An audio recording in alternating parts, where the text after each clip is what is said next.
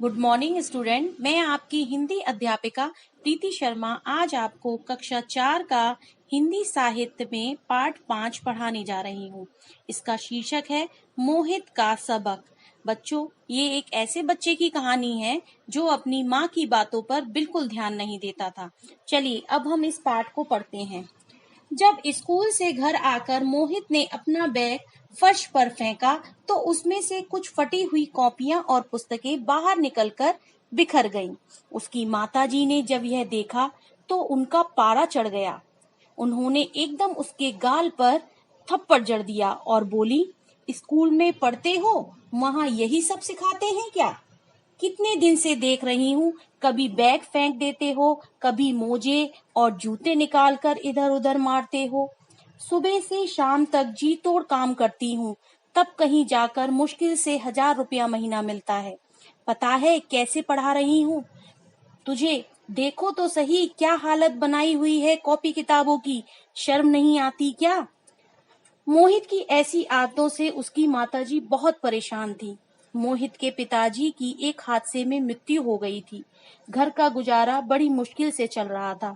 उसकी माताजी को यह चिंता भी रहती थी कि मोहित पढ़ाई में कोई रुचि नहीं लेता था।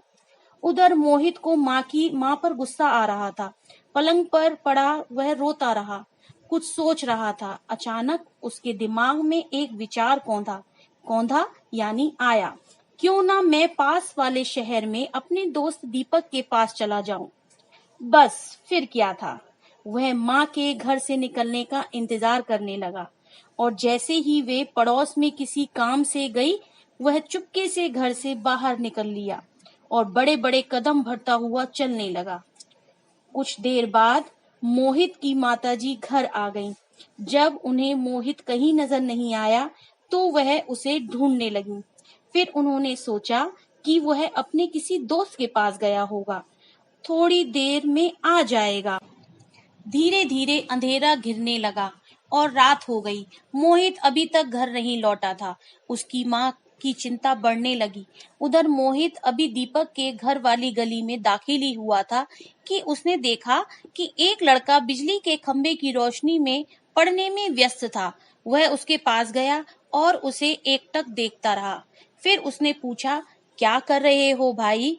उस लड़के ने नजर उठाई और बोला, पढ़ रहा हूँ। यह कहकर वह फिर पढ़ने लगा। मोहित के दूसरे प्रश्न ने उसका ध्यान भंग कर दिया। मोहित का सवाल था, कौन सी कक्षा में पढ़ते हो? 10वीं कक्षा में, उत्तर मिला। कौन से स्कूल में? मोहित की उत्सुकता बढ़ती ही जा रही थी। स्कूल नहीं, प्राइवेट। वह लड़का कुछ और पढ़ना चाहता था, लेकिन मोहित के सवालों ने उसका मन उचाट कर दिया। वह अपनी पुस्तकें समेटने लगा। उसका प्रतिदिन रात को 10:30 बजे तक पढ़ने का नियम था। बातों बातों में मोहित को यह पता चल गया कि उस लड़के के माता पिता नहीं हैं। वह साइकिल की एक दुकान पर मरम्मत का काम करता है। मोहित ने उससे और भी कई बातें की। इतने मेहनती लड़के की बातें सुनकर मोहित सन्न रह गया। उसे यह भी पता चला कि वह हर साल आधे मूल्य पर पुरानी किताबें खरीद कर पढ़ता है। मोहित ने उसकी पुस्तकें देखी तो मन ही मन उसे शर्म आई। वह सोचने लगा, उसकी माँ तो उसे नई किताबें खरीद कर देती है और वह उनका ऐसा हाल बना लेता है जैसे वो 2-3 साल पुरानी हो। मोहित को बड़ी शर्म महसूस हुई। अपनी पुस्तकों और शिक्षा के प्रति ऐसा स्नेह, इतनी मेहनत, उसे अपने से ग्लानि होने लगी। वह उस लड़के को दूर तक जाते हुए देखता रहा। फिर वह सोचने लगा, उसने जो कुछ भी किया अच्छा नहीं किया। उसने फैसला किया कि वह माँ को सारी असलियत बता देगा और माफी मांग लेगा। अब वह अपनी किताबें भी संभाल कर रखेगा। उसकी कोई भी चीज इधर उधर नहीं बिखरेगी।